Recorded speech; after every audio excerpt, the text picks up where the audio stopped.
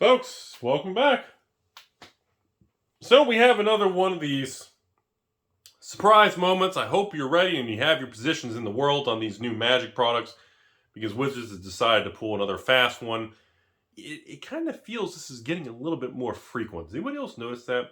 So unless you've been living under a rock, I told the patrons 2 weeks ago, and it's been mostly discussed around stores and all over the fancy message boards, Scholars, Lab Coats, all those fancy websites.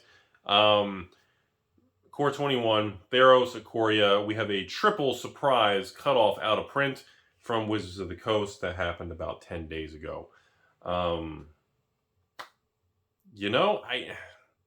always wonder why they make that decision, Is it something that they knew this 6 months ago and they were just like, you know what?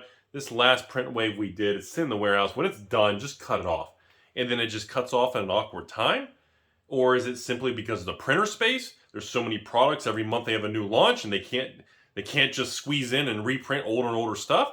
It makes you wonder what the rationale is, especially when some of these standard sets are still legal in standard. It's kind of strange, huh?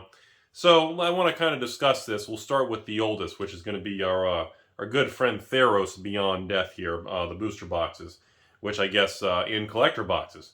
Remember, this is post-Throne of Eldraine flashy era, so while we do not have set boxes yet, but we have another set going out of print here, which is the Theros Draft and Theros Collector box. Obviously, it's been a very, very turbulent 18 months. Has it even been 18 months? 12, 15 months?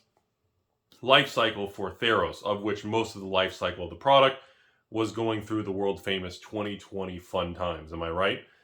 Because of that, even if you guys recall, at the very beginning, I almost skipped the whole set because it came out of the gate and the expected value was like $50 and the demand was awful. It was a very turbulent launch. It didn't sell well at all. The allocation period at the beginning was cut short to just try to sell some product. Distributors were like, anybody want extra product early? It was a very scary launch, and I was like, ugh. So the Theros collector boxes came out, and they averaged at 200, 220, and then they just completely, the rug was just pulled from underneath. It was a rug pull, and the whole thing just collapsed. It turned out distributors and Wizards had a lot more of the Theros collector boxes than the market realized, and of course Wizards printed a lot more of the collector boxes from Theros. I'm assuming coming off, the backs of like Throne of Eldraine, they upped the print run, and the market just could not handle the amount of the boxes, and the price just collapsed. Theros collector boxes hit a bottom of probably about $150, $160 a collector box. It was brutal. And probably about 6 to 9 months ago in the middle of 2020, no, about a year ago in the middle of 2020, it was a disaster. So, I'm not surprised to see a product like that kind of cut off on the standard draft boxes a little early, because it's just not something they want to deal with. They want to move on. They got their Strixhaven, their D&D sets. You got MH2 fetch lands, and everyone's all wound up. And it's one of those situations where I'm not super surprised, but I guess I'm surprised that they ran out that soon. And my theory behind that is the last 60 days, Theros had a huge run on the product, because all of a sudden the product which nobody wanted became the numero uno, number one selling product for standard, because the expected value of the cards in Theros on a regular flipping $80 draft box went to like $120. And obviously, as we discussed, whenever you have extreme situations of inverted EV, the market has to adjust. The cards either have to tank or the box price has to spike. Well, the box price spiked up, but then everybody's like, oh, it's temporary. It's in print. It's a new set. It's just going to more products going to get cracked. It's all going to fall back down. Well, Wizards pulled a fast one and just said, nope, that's it. And there's no more supply, so it's out of print. And everyone went, what? Like, what? I had a restock order. I had everything in transit pending. Just didn't show up. Nope, no orders. That's it. Theros is done. Distributors like, oh, we have a little bit left, but the price is higher now. Oh, well, this is real helpful now, isn't it? So situations like that, I almost feel like the Wizards likes that. I almost feel like they prefer that, because it kind of makes their product look better. I was thinking about this a lot in the last week before I made this video, and I was like, after Wizards did this with Dominaria. They kind of did it with Throne of Eldraine. They've done it with a lot of sets, now that I think about it. And it's one of those things where it's like, Do they prefer that? Because it's kind of a good way to end the legacy of the product. It makes it kind of go away on a good note, you know? So yeah, that was Theros. So on the back to that news, Theros booster boxes are over $100. Theros collector boxes are up 40, 50, 60% from the low of $160 a box all the way to about $220, $240 a collector box. Huge market uptick. Supply of the boxes is dropping quickly. I expect the Theros collector boxes to be over $300 a collector box by the time we hit the holidays and end of the year. I know, it's ridiculous, I know. Theros draft boxes, I think, will stabilize between that 110, 130 until the supply really tightens up as it pushes to 150, probably moving into the end of the year or first quarter 2022. So, yeah, that was surprising. So, hope you enjoyed the product. It will be missed, right? No, we didn't enjoy Theros, whatever. Then we had a Ikoria situation. Ikoria was the same thing. Now, Ikoria was an actual launched set. It came out in literally like March, April, May of 2020. I don't need to tell everybody what the world was going through in literally March, April, May of 2020. It was a complete, literally, it was peak the world is ending attitude. Peak magic cards are going to zero. Peak literally just absolute dumpster fire 2020. It was just absolute. So, and again, I've said this many times. If Ikoria had come out in like 2017, 2018, like instead of, I'm on Kitty Cat and Hour of Devastation, like I genuinely think like if we had an Ikoria type set in that time frame, I don't even think the reserve list would have spiked as much, and I don't think new products would have tanked as much. Can you imagine if a powerhouse set like Ikoria had come out in that time frame? Yeah, that's how good, and that's how I believe the product is just a good product. And I bet very heavily on the product. I'll be very blunt with everybody.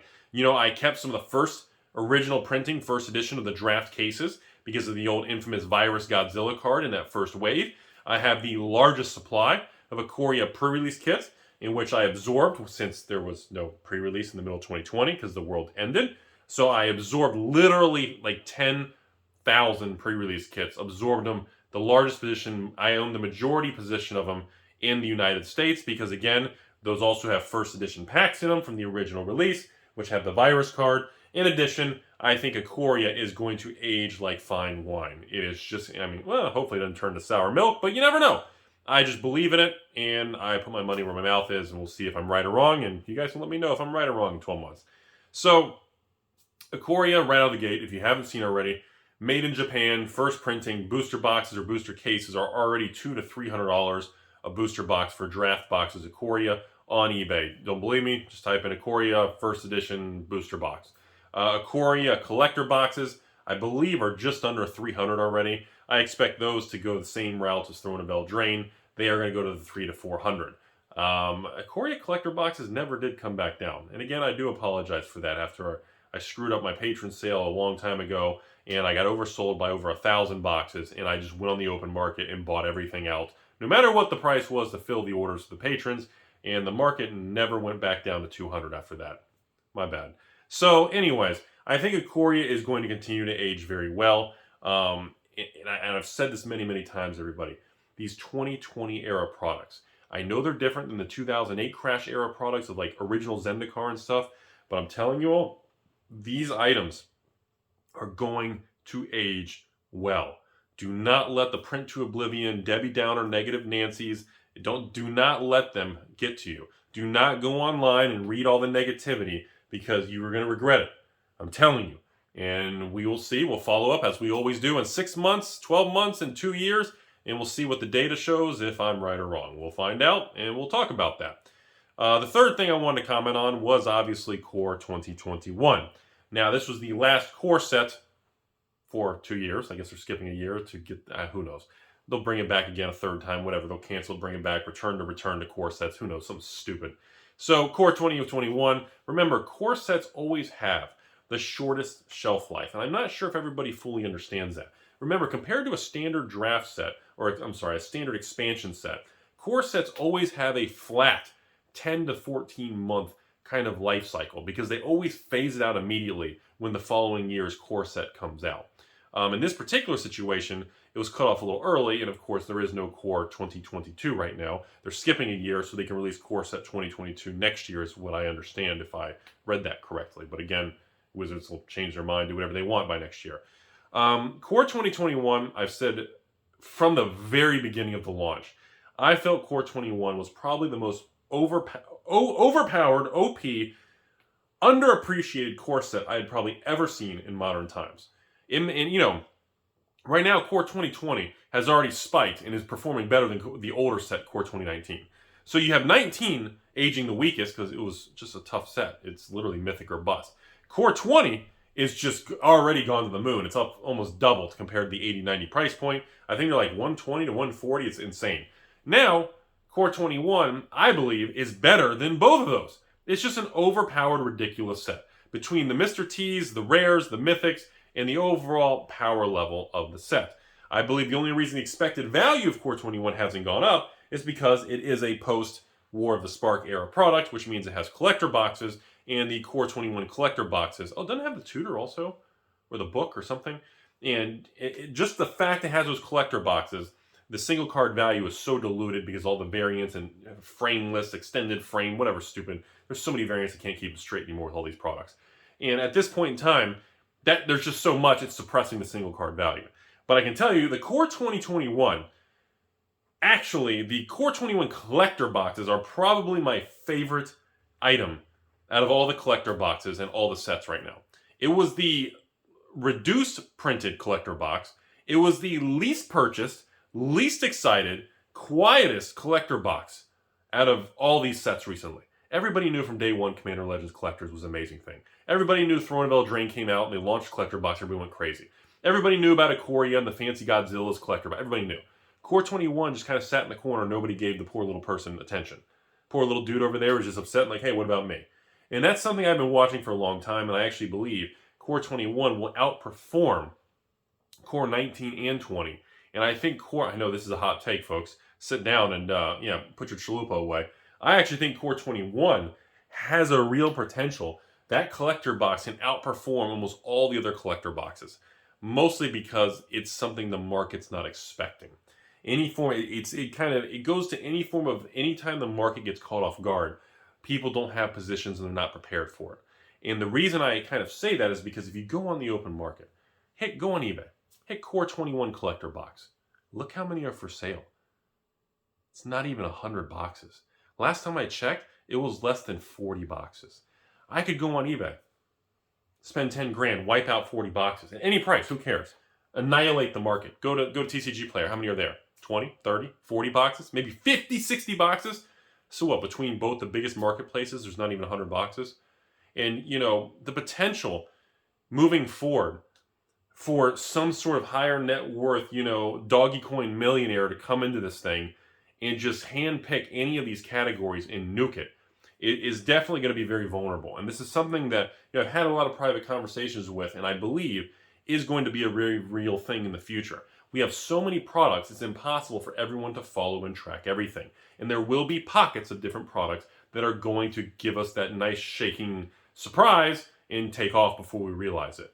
And we've already seen that with we saw with Core 2020 out of nowhere. Core 2020 went out of print and just boom! It was like, whoa. You get those knee-jerk reactions, So between these things, you look at Theros, Ikoria, and Core 21, just immediately all of them getting nuked out of nowhere.